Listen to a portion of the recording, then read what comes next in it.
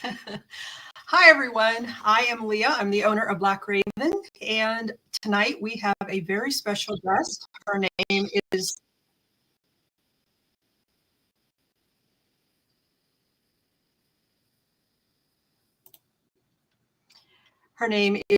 Bryanna Keiser.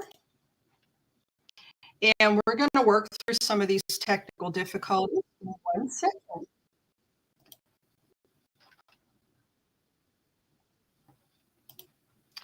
Okay, got it. I think I got the kinks worked out. Again, it happens. It happens all the time. If you're familiar, this is just what happens with me. So it is what it is. Anyway, as I was saying, welcome to Black Raven Beyond the Veil podcast, where we explore the stories and voices of the incredible people in our community and beyond. I'm your host, Leah, founder of Black Raven LLC and the creator of HeXenfest. For our first episode, I am thrilled to introduce Bryanna Keiser, the owner of Trippy Hippy Healing More. Bryanna's journey began in 2018 after receiving her first Reiki session, an experience that deeply changed her life and inspired her to help others find healing too.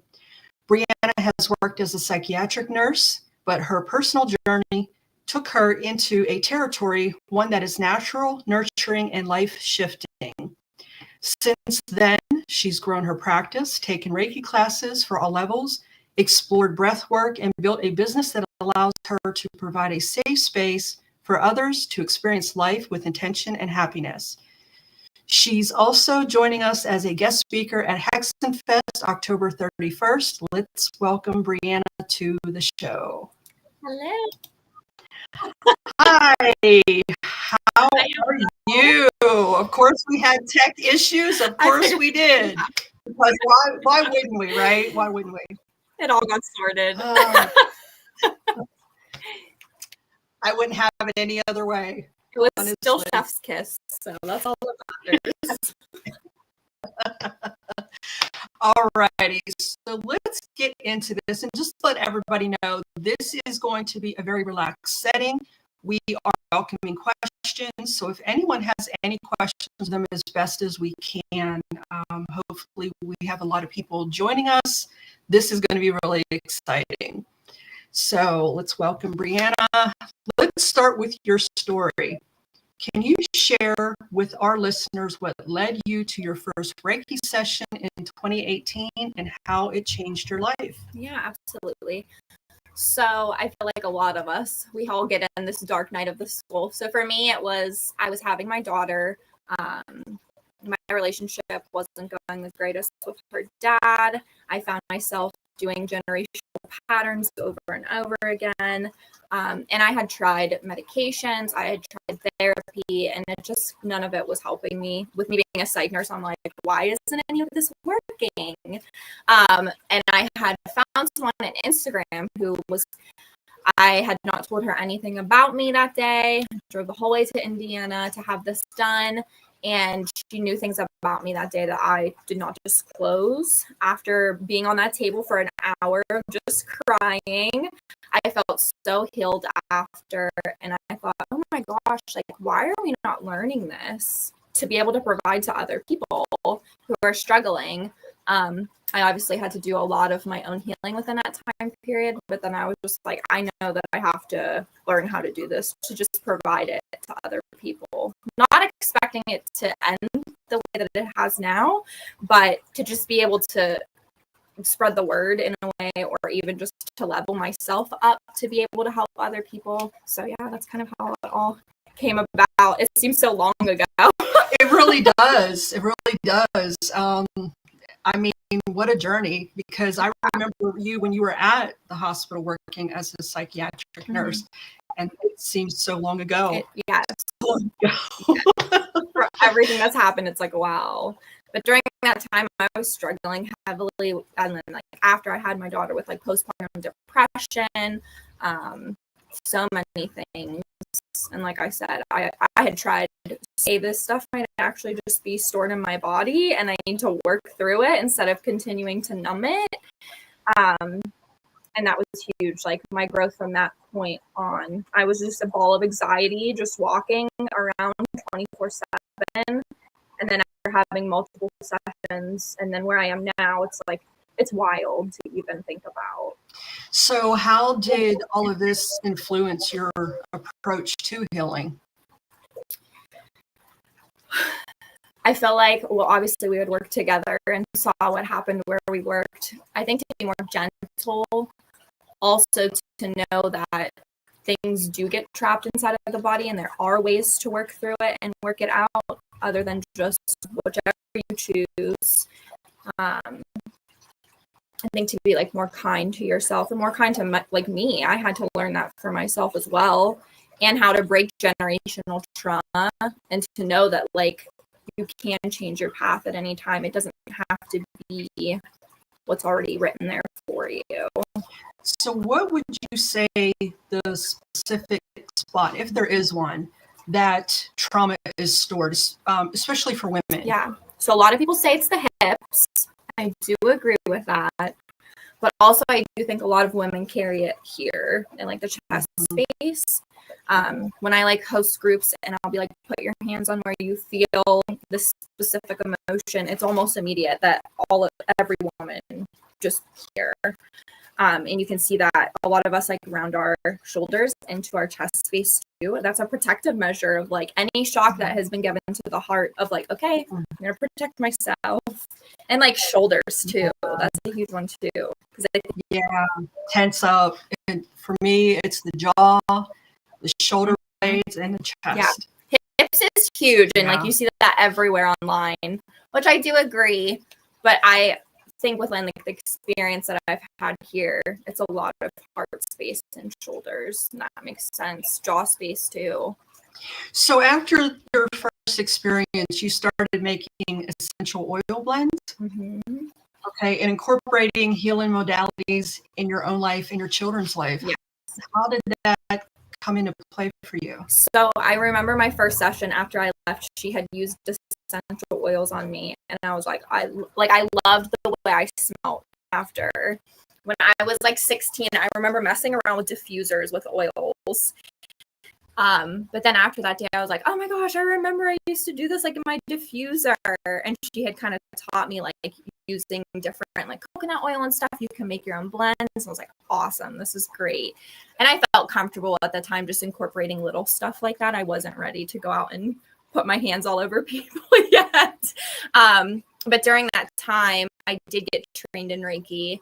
And I was just giving it to my kids. Those were my first people, my husband, my 2 kids, and myself.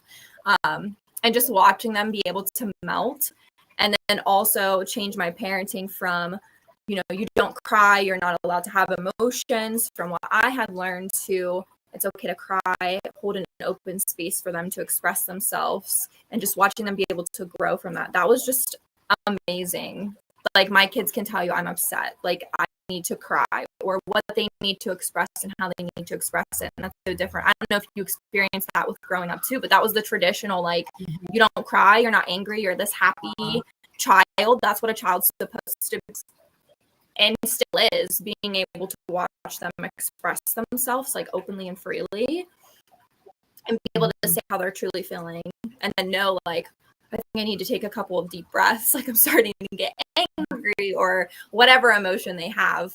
So I never thought of that question. That's a really good question to look back at and think about. Yeah, I mean, just went right. For me, being the generation I come from, which is Generation X, we weren't allowed to cry either. Yeah. Because feeling emotions was looked at as a sign of weakness for us. And if we did get upset or start to cry, it was usually the parent we had in our life more so than the other one would say, if you cry, I'm going to give you something to cry about. So you grow up not expressing your feelings and feeling embarrassed or shame if you do. So you do carry a lot of that with you. Yeah. And at the beginning, it was just making like essential oil blends that I found that smell really good. And then as I kept going, I was like, oh, like I took an integration. Oh, I love this. So then like blending that all together Plus coming in with like the nurse aspects, I get headaches really bad. I was like, oh, I could use this for my headaches. Like just pulling it all together. So it came from something so small of just like, oh, I love the way this smells. I think this can help with anxiety. And I kind of was like selling it to just people on the psych unit with me, like working. And they were like, this smells so good. I love this. I want to be seen. And then it just kind of, over time, you know, it explodes. So yeah, when you are intentionally trying to hide, that's when you are at your most visible. I learned that along the way, that's for sure. Yeah. You can only hide for so long, and then the big thing happens, and you're not hiding anymore. Right. So over time, you expanded your knowledge with more Reiki training, breath work, and new products. What was the turning point where you knew it was time to start offering this to others? So I got my Reiki level 3 and like my master teacher. At that time, I was still just doing family, like maybe a little bit of friends at that time. Right after that, I did my breath work. I still don't think I was offering anything at that point. It wasn't until I felt, and I guess this is just the great planning of the universe, until I felt like I was well enough to do it for other people. Because I think within that time frame, I was just kind of sorting out my own things that I was still trying to fix. I would utilize like breath work stuff on the unit with patients because it actually was really helpful and it worked amazing. But it wasn't until I feel like my turning point with everything, and I did start offering before I got my somatics training, but that was my big turning point of like, okay, I'm ready. This is it. Let me like put myself out there. That's like my bread and butter of everything that I do here. And it was the most fascinating thing that I had learned through all of it. So I felt like once that really, and I was like, all right, I'm ready. When you did that, though, when you made the announcement out loud, was that a relief for you, or was that a oh shoot? So I did start seeing people out of my house before the somatics. I just had a tiny little room in my house that I was just giving Reiki just to see how it would go. I did have good results, and I was like, okay, I think I can. Like, I think at that point, I kind of made my Facebook page to be like a little bit more open. But if I look back at it now, I was like, oh my god, I like wasn't even advertising myself. Like, it just was a T on my Facebook thing. That was it, not a picture of my face. And I still kept to selling just like essential oil blend. I would go to different vending events, and I would just do little medicine max. I was like, yes, I'm ready, because I had some practice with like other people. And then it really, like, when I came back here, because I was in Blairsville for a little bit, that was nice. It was a good like building point, even though it was like a 30-minute drive one way. I feel like I learned a lot in that time frame. And then when I moved back here and started in Johnstown, that's when things kind of really just like picked up. And I think at that point, I was just putting more effort and time into my business too, which was like a big turning point. And then being where I'm at now was just like, okay, that's your space. You found your needs. Yeah. Nice. Yes. Nice. Okay. So here's one for you. I think this is a really important thing to discuss, and that is because this is kind of in your own words. You describe growing this business as the most rewarding and beautiful work you've ever done. What is in your element? I mean, obviously, I had been working with tons of different patients in the hospital, and it was quite rewarding up to a point. But with this, being able to see someone come in, I can visually see them shaking, their breaths are super shallow, they're crying. I don't even know, like, sometimes this is still going to be something that's difficult for them. But then to get them into the healing room and just watch everything just drop, and then be able to take those big deep breaths.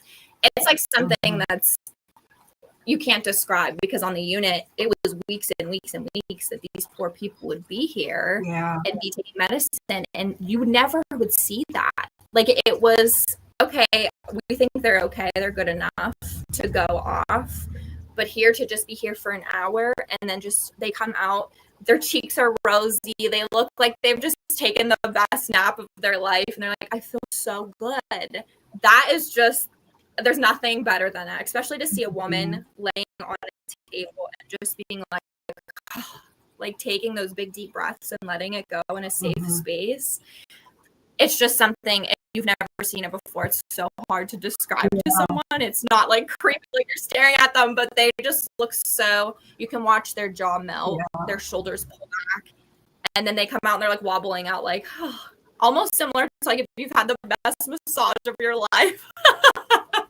And you come out and you're just like, oh, that was so nice.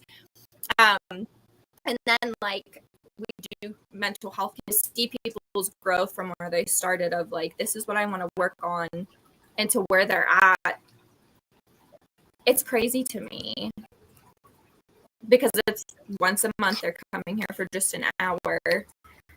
And I think that therapists are super important. Everyone has their way of healing, but it was the same thing as me. Like, I've tried therapists, I've tried this med, nothing's working. And then they come here and they go through this and they're like, oh, I feel so good. And it's like, they have to do the work too at home, right? Like, it's not, and you know that, we're not just here healing the whole time. It's, we send them off, just having that accountability and like someone to believe in you. And then also seeing the magic of like, whoa, this is stuff. That was my thing after that day. Like, I never said this to her. Like, how would she know this? To have someone understand you without using your voice, like, that's just the most amazing thing. And I think for me, when I was going through my awakening and navigating through everything, it is a whole package deal. I was very opposed to counseling. Because again, going back to the generation I come from, that was just another thing you just didn't do. But for me, it was necessary. It was like the whole thing. Like, I went through and did Reiki, I did healing, and then came the therapy. And that was what sealed the deal for me. It was the whole package. I mean, as we talked earlier, and again, I'm not, shy or embarrassed to talk about this. I had panic attacks. So for me, EFT tapping, centering myself, doing the breath work, doing all of those things to avoid having to possibly go and get medicated. Because that's one thing personal choice of mine. I did it before. I don't want to do that again. And there are people who come here and they do therapy and they do this together. And it's like a fast track of just like, whoa. I mean, these people are like zooming into their what's next for them. Right. Just because they have that, it's like self-care in itself, right? Like, you're taking the time, you're making yourself a priority. It gives the person hope, and it gives them the light back in their eyes too. And that's wonderful to see when that smile and the light comes back and they start moving toward the positive in their life and moving away from what kept them stuck. It's really awesome to see. And with somatics, it's a lot of like walking somebody through what particular emotion they want to move through. And of course, people are nervous because like you have a stranger looking at you, reading your body during. But it's amazing to see, like, you have this interwoven system of healing in your body. It's there, and you'll guide them. Where is it sitting in their body? Like, it's so easy. Like, what movement do you have to do? And they'll just like naturally do it. So I think that is another beautiful piece within itself too, that I'm just like, oh, they're doing it. Like, they know nothing about this, and look at them go. Like, we just aren't taught this stuff. It should be something that's taught, and it's not. Yeah. One of the things also as women, I don't know if this is so much for you, but I fought against this my whole entire life. And that is, we are to keep ourselves small. that has always been something that I have bucked against my whole life, because I'm very out there. I'm not going to be kept quiet. But for a lot of women, we're taught that you don't get to have a voice, you don't get to have a say, and that does cause that throat chakra to stay closed. And that's another wonderful thing when you see a woman come in and they're going through all the healing, all the healing sessions and going through the therapy and all this, and all of a sudden they find that voice. Yeah. And it's like, whoa, where did that come from? Okay, now we're moving forward, we're making progress. But that's also another wonderful thing to see when a woman finds a voice. And their confidence, like that's there's nothing better. I think there's just something like when you have a woman taking care of you, there's just something very beautiful about that too. Because I have someone come here and she helps, like she'll do massages with me, and I could just watch her, because there's just unwritten like language between women, like we understand each other. So to just be like watching that happen is, I can't. And that's how it used to be long time ago. And that's where your midwives came from. There was a lot of women healing women. So one of the things I'm very excited about is you are going to be a guest speaker at HeXenfest. Would you like to tell everybody what you'll be speaking on? So we're talking about the difference of when you're having your spiritual awakening, if you haven't had it yet, sometimes you feel like you might be losing your mind. So we're kind of going over some things that you can expect, and then something or seek a little bit of help during it. And then we're also going to go over like how can you find someone to help you go through those things. There's those two. There's one more thing that I'm supposed to talk about, and it's just like leaving my brain at this point.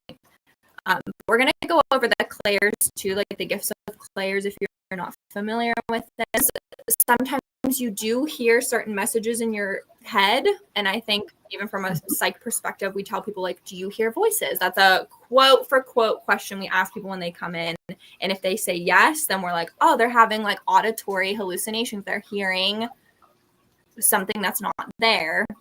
But as you dive more into this work, you'll realize that sometimes that's just like your intuition talking to you. So I'm going to go over the gift of the clairs, go over like what is a mental health crisis, and then what is more like a spiritual awakening, how you can find people, and then what is my other thing? There's one more thing, and now I can't even think about it. And on that note, also, I think for a lot of people that are going through some kind of spiritual awakening, one of the things that I always knew to do when I did seek out therapy is before I disclosed anything to my therapist, I wanted to know where they stood as far as, have you ever sat down with someone who is psychic?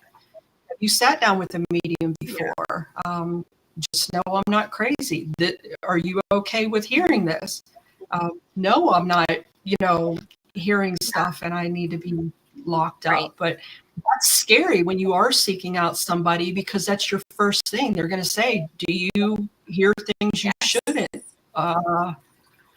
No.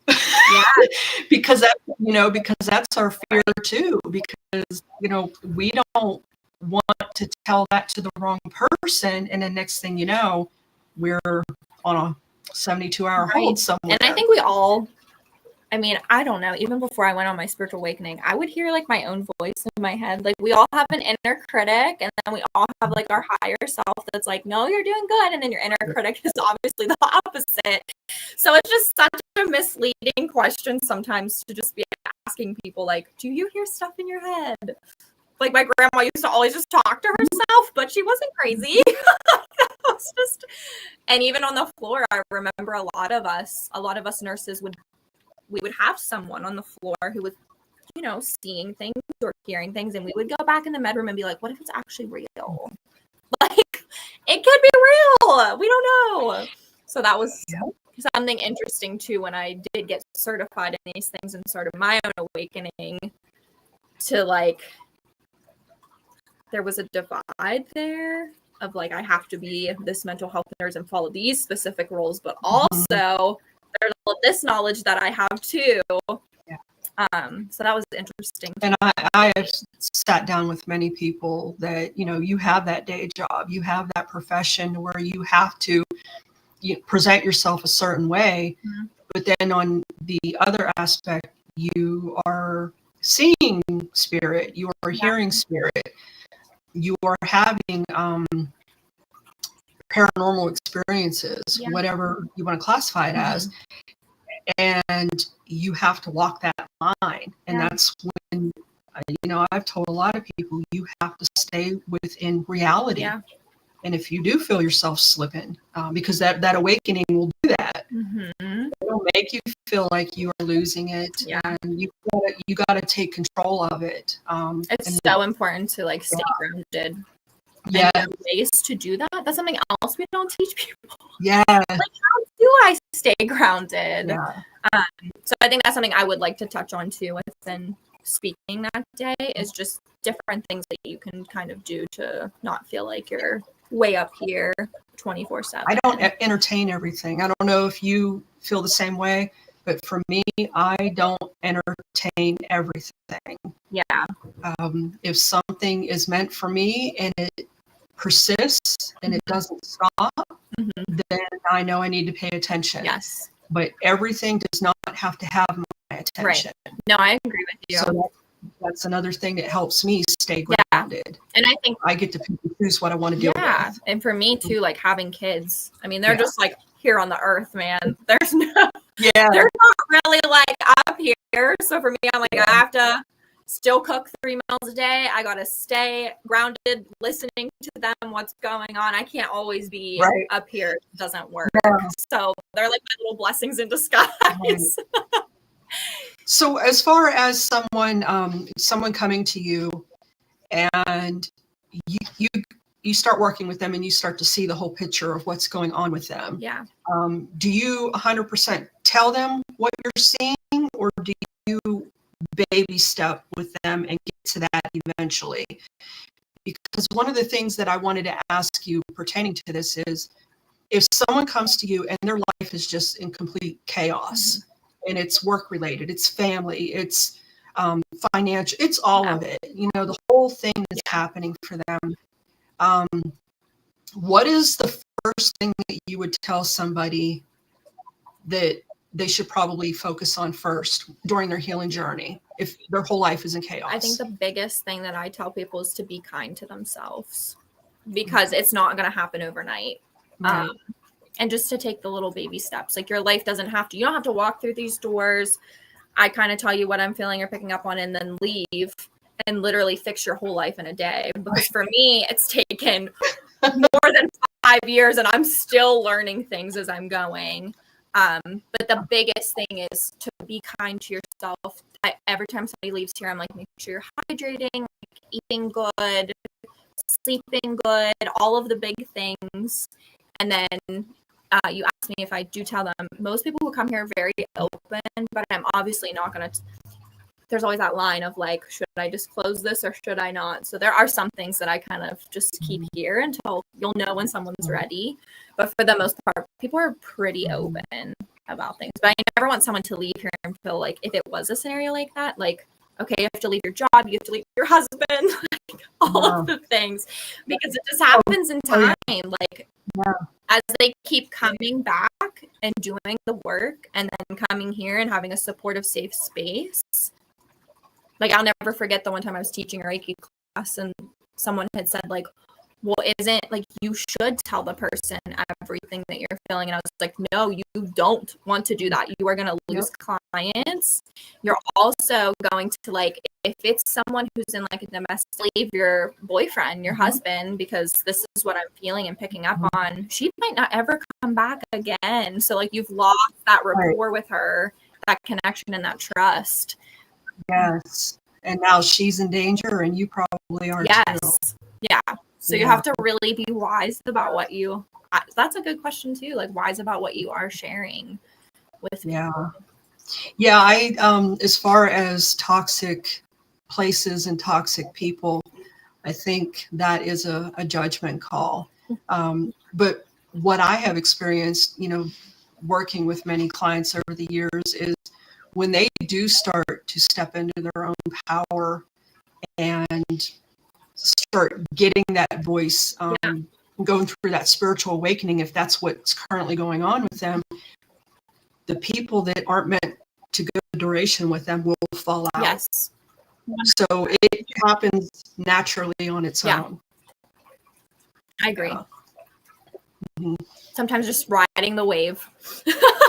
Yeah.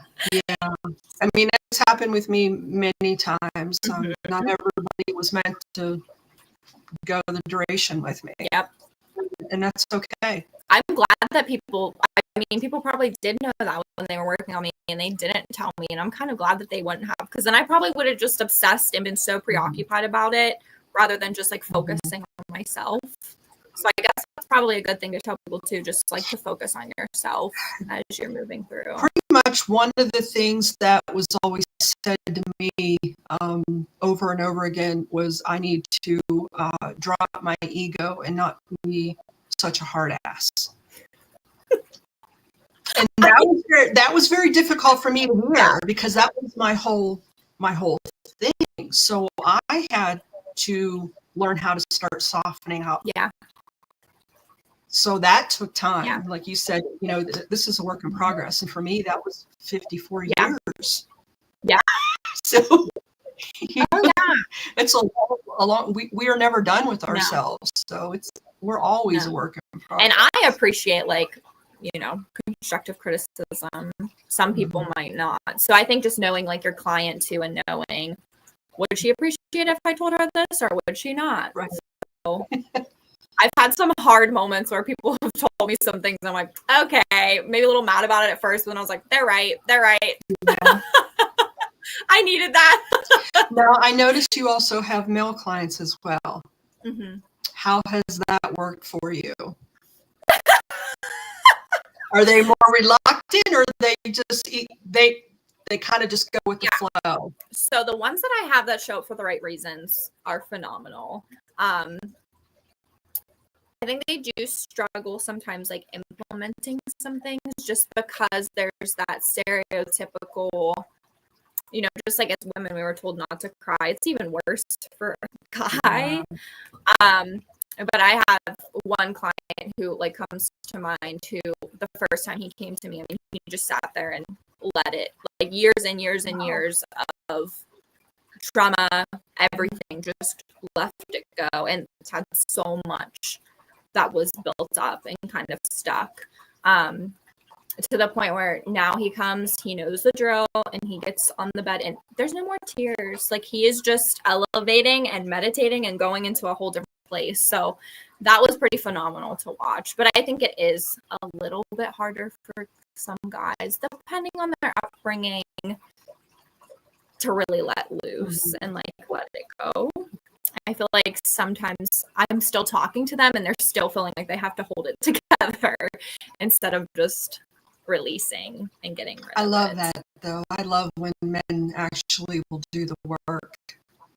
Yes. That's really awesome. It's important. Yes. And you should have a space that you can go to just let it go. Because you might not have a safe place in like your home and life where you feel like you're heard and seen. So like to have a space to go is just, I don't know, there's no judgment here. Just let it go and then we can discuss it later. Only if you want to discuss it, but if you just want to come and let your feelings out and then head out the door, I'm cool with that too. Like I've told men before, if you just want to like wear a cloak in here, not show your face, and then just put it back on whenever you leave, like that's I love fine. that too. I've had clients that came in my store in disguise. Like, because they just feel like they're judged. Yeah. I mean, whatever you have to do, and I'm sure some women feel that way too. Like, what would my family think of me, or what would my friends think of me if they saw me here? So I guess this is full permission if anyone sees any of us to just, you can disguise yourself and just do it on the way and out. I did that with therapy in the beginning. I parked my car clear down the street. I went in the back entrance, like I was incognito walking into therapy. And I'm like, after about 2 months, I was, I don't care. Yeah. I don't care. I'm like everybody else out there, just trying to get through life. Yes, we're all just fighting our own battles. So whatever you do to make yourself feel better, do it. Yeah, I agree with that. So do we have any questions? I didn't even see if we have any questions popping up yet. I don't think.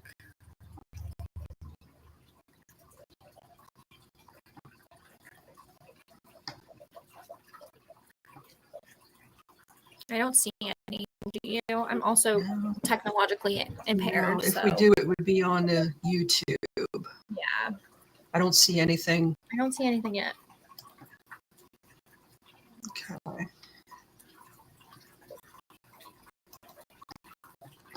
So if anyone is out there watching and if you have any questions, now's your chance to ask them. Ask anything you want. I'm an open book. Bryanna, she'll answer any questions that you have about her business, what she does, the services she offers. On that note, let's talk about yoga. Yes. Okay. So I'm going to minimize this over here. Hopefully without messing it up. There we go. So let's talk about yoga. So you are now offering yoga. Yes. And is there a specific type of yoga that you are? So my favorite to teach is restorative yoga. And we have someone down there. Hi, how are you doing? We can see the comments now. Bryanna's going to have to read them for me because if you personally know me, you know I'm blind as a freaking bat. So she's helping me out with reading. Yeah, so this person said, hello, how are you doing? Hello. Both of us are doing fine. What is your question?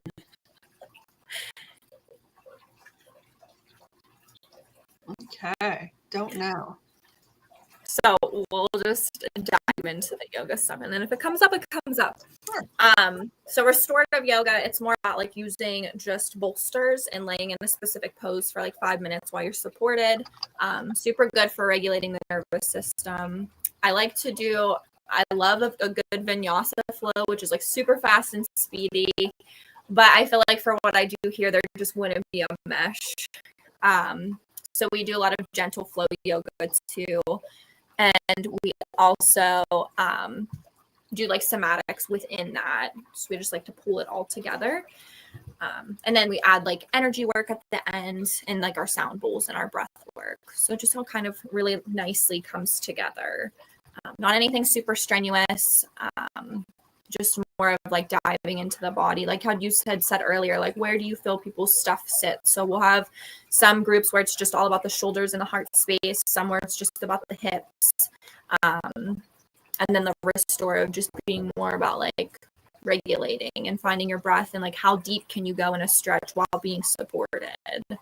And sometimes that helps to unlock feelings and emotions too, being in a certain stretch for a while and feeling that support, or just being able to close down your eyes and take that time while being in a certain position.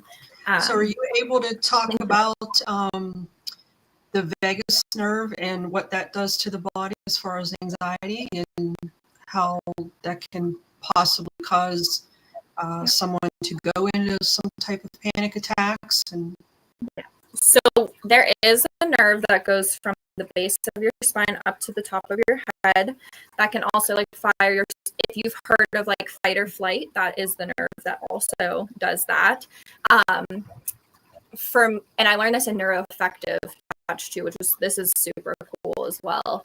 And a little tip and trick that you can all take with you. But what happens is when you're like tensing up your body, sometimes there's different areas that can be like blocked off, whether it's like your diaphragm, if you're super fast like breather, sometimes that nerve cannot get up to signal to the brain like, hey, we're safe, it's okay. So something that people can try at home, and I learned this, I thought it was so cool. You have a little nodule on the bottom and the base of your skull, And sometimes what happens is when you're so tight, it's not letting it come through. So if you take it and you inhale and you bring your head down, and then you exhale and you bring your head up, it helps to open. Like as you're breathing, your body is getting more loose. And it opens it up to tell the body like, hey, we're safe, it's okay. So if you're in like fight or flight, your eyes are constricting. It's usually taking all of the blood from like your organs and pumping them out because you're ready to like go. So that's why if you're having like difficulty, the main thing that comes to my brain, like going to the bathroom, it's because the blood flow is like, because when you're not in fight or flight, it's that relaxed system. Like your pupils are good. You can feel like you have to, if you have to use the bathroom, you can freely pee.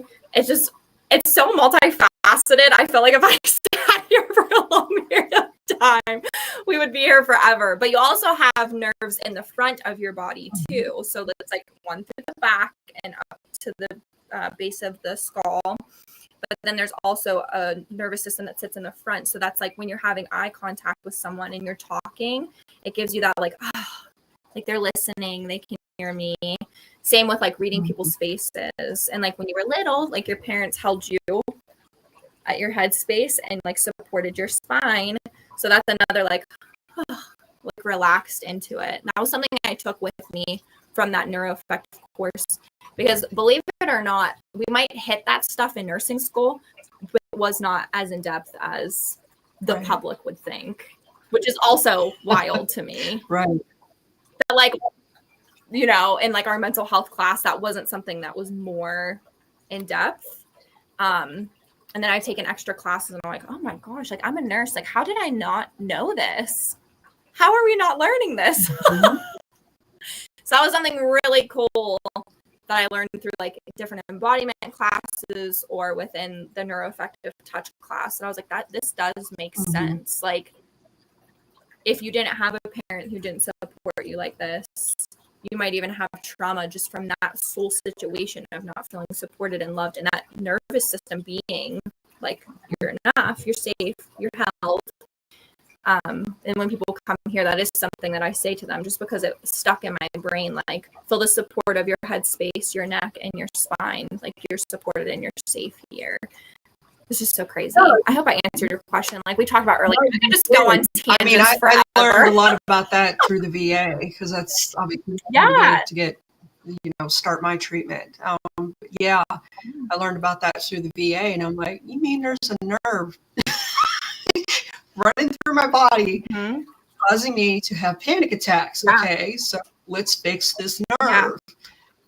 So then you go through and figure out what all you need to do and how to do that. And everybody's like trauma response is different. So for you, it might be fight or flight. For someone else, it might be like, I figured you were probably, I'm fight or flight too. But for someone else, it might be like fawning, which is just people pleasing. Like, have you seen people in those situations where they're like, yeah, okay, I just want to keep the peace. So or freeze, like you just freeze up, you cannot. So everybody's trauma response is so different. And sometimes I was talking to a friend about it, and she was like, you know, all of these things, but like not everybody knows that stuff, Bree. And then I'm just like, have to remind myself, like, that's true. Like we aren't taught this. Like, why are we not taught about our body systems? That should be something that definitely. And that's why it's very important for people to learn about these things and hear from you being a psychiatric nurse and now having your own business, because a lot of people don't know that there's other avenues that they can take instead of what they've been trying over and over again that just isn't working anymore. We were not teaching patients this. I mean, like it was very little that we knew about it as nurses, but like I really would be so interested to see the difference of, you know, people coming back and needing help again if we were teaching this stuff to them. Because I don't know. I really think it's so helpful, and we probably missed just such a big group of people by not even us being educated about it enough and then not telling them about it. And that's an opinion I have that I'm going to keep to myself. But I saw it too, and it's very sad. It is very sad. It's like that revolving door, and it's just there's no light at the end of the tunnel, so to speak. and it's just over and over. But yeah, it's very sad. So I think if you're listening, and do some research for yourself too, if you are struggling, or if you can find someone that you like trust, or if you ever have any questions, like reach out. I just think we should all know. I mean, it's like should be free learning about your nervous system. It's important. Even if you just know what your trauma response is, there's just so many different ways you can go from just knowing what do I do. And some people don't know. So what are some of the clients, what is one of the main, I don't want to say type of client, but what are some of the things that you're seeing at the forefront of all this? What type of trauma are you specifically dealing with the most? Ooh, that's really good. I think it's just, if I had to compact it all together, I wouldn't even say it's like one specific trauma. I would just say it's a lot of people dealing with anxiety or depression or being like in a funk and just not knowing how to get out of it. And I've even had people come here and be like, I don't know why I feel this way. Like my life is really good, but it might just be something way back that they've completely forgot about that's now like coming to the forefront. So it's usually I get a lot of women, and the age group shocks me because when I first opened, I thought like, I'm going to get all these younger women, and it is like 50s to 70s, which I love. And it was women who were never allowed to, like we were discussing, speak up or to do like the things that we're able to do now. They weren't ever allowed to do that. So it's a lot of that, and them also navigating like, or if they have like perimenopause or something, like I know I have this, but I also have so much anxiety and I don't get why. So then you like teach them how to move through all of it. And then it's like, boom, it clicks in their brain like, or like someone will come out of a session and be like, I didn't even know that was still bothering me. Yeah. And it is. That's one of the things I did want to talk to you. And anybody watching out there, this is going to be TMI. So if this is too much for you to handle, talking about menopausal women, that's what I'm about to deep dive into. I don't want to tell you, but we're going to have this conversation.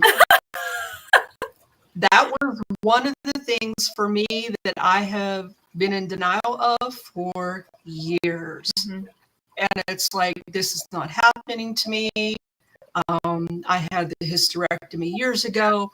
No, I'm not dealing with menopause. It's got to be something else. And let me tell you, ladies out there, this is personal coming from me. I'm not giving you any kind of medical advice. I'm just giving you personal advice from me.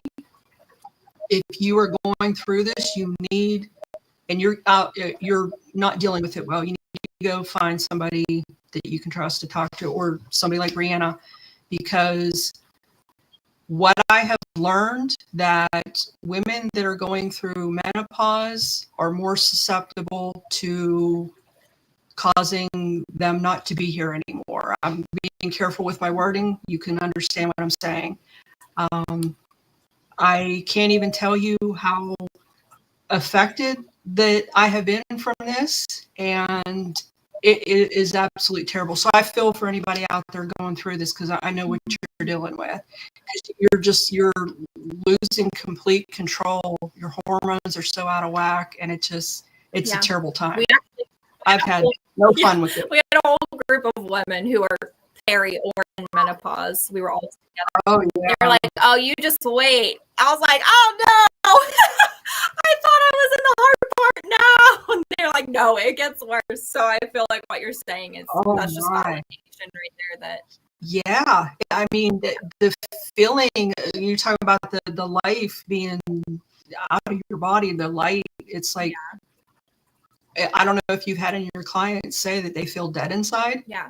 That's another theme too. Like people trying to find joy again. Like some people just don't even, they're not even anxious or anything, but they're just like, I just don't have, and we learned in psych, like that was a specific term, like lack of pleasure. Oh yeah. Like they have there's nothing. They have like no glimmers. You have like your glimmers, those things that make you super happy, and your triggers, and they have a list of triggers and no glimmers. Right. But then I wonder, like, are people really asking people how they're doing?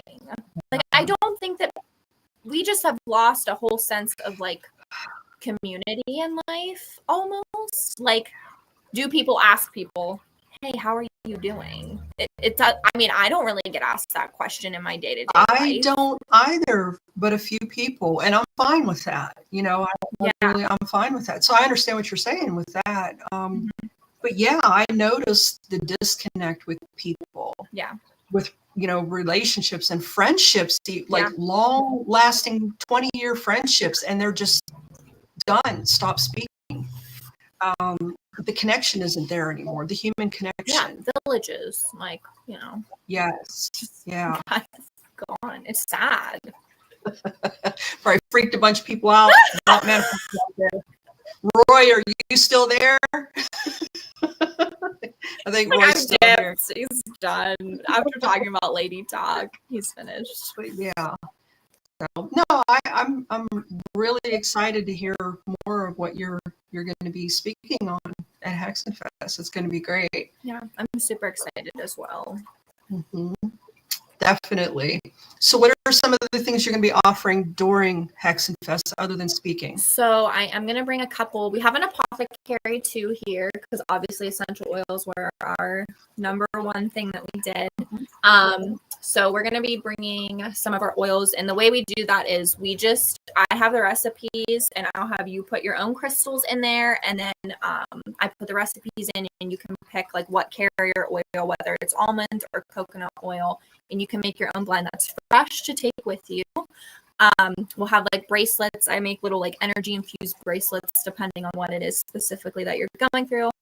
And then I also am going to do, I think I want to do like some mini energy sessions for people, possibly with like some tuning forks, because I really like that. And that's super good for anxiety. I usually play 2 tuning forks in your ears, and it's called binaural beats. So what happens is your brain creates a third frequency that's not even present. It's supposed to be really helpful with anxiety.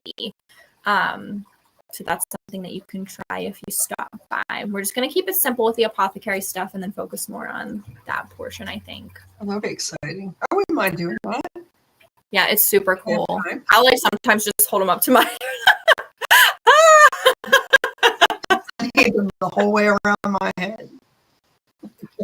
Yeah, it's just like, but that's something too, if you're tuning in and listening and you do suffer from depression or anxiety or anything like that, look up some stuff on Spotify or YouTube, just binaural beats. That's all you have to look up. And that's something I've suggested to a bunch of clients too. Even if you're just walking outside or you're doing like mundane tasks around your house, just tune in and listen to those, and it'll kind of help. Maybe you can try with your panic attacks and see if that helps. Hopefully. I started listening to blue noise. Yeah. Okay. Yeah. I discovered that and started listening to that. It helps. Yeah. Yeah. Anything where you can get your senses activated is like amazing. Yeah. Like I said, I did the EFT tapping for quite some time, and I was the lady out in my car sitting at Walmart doing this. Yeah. Yeah, and that's like a somatic thing too. Like EFT is somatic. Even if you're not tapping in that specific rhythm, but just tapping on your body anyway, I think that's so helpful. It goes back to all I can just keep thinking of is like, why are we not taught this stuff? Yeah, exactly. Just tap on your body, jump up and down, and move it around. Yeah, that's a very important thing. A lot of us stop being active the older we get too. It has a lot to do with it as well. We live such a fast-paced life too. It's like so hard to find time to. I mean, we were talking earlier, like, do you have anyone who asks you how you're doing? Like, do we ever take the time to just stop and ask ourselves and take a moment to just put our hands on ourselves and say, like, how am I actually doing today? I did yesterday. Yeah. Like, it's really changed things for you. Oh, yeah. The way I talk to myself, though, is more like, Leah, what are you doing? Not how are you doing, what are you doing? Because I understand that tone of voice better than, how are you doing, Leah? It's more like, Leah, what are you doing? Yeah. Mm-hmm. Got it. And then I answer back to myself, I don't know. I got nothing. I don't know. I love it. But it is a little bit of a self-check-in for me. So yes, that's what I do. It works. Yeah, I love So is there anybody else that has anything for us? Because if not, we are going to close up this session. Okay. Well, Roy, thanks for coming on and saying hi to us. I'm pretty sure there's comments elsewhere. Like I said, I am navigating this new streaming service, so, but it's okay. I think it went well.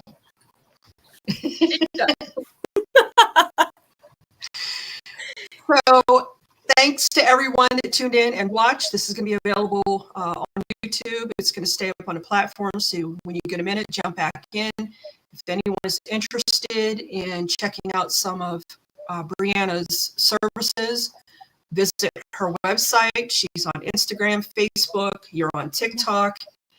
You have a main website. They can contact you and get set up for one of the services. It will be well worth it, believe me. I do refer everybody to her. A lot of the people that I do readings for who need further assistance, I refer them to Bryanna. I appreciate that. So that's my choice. Okay, so thanks so much for sharing your journey and your heart with us today. I know our listeners will be excited to meet you in person at HeXenfest.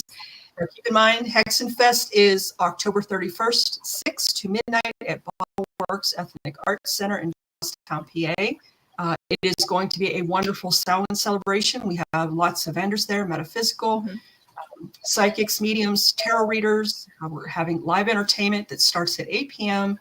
by Rust Belt Coven. Tickets for that are on Eventbrite. They are $5 to get in to hear the band. We have food trucks. So we got Jackie's Groovy Cheese Truck and Liz's Wagon. That's one of my clients. Yeah.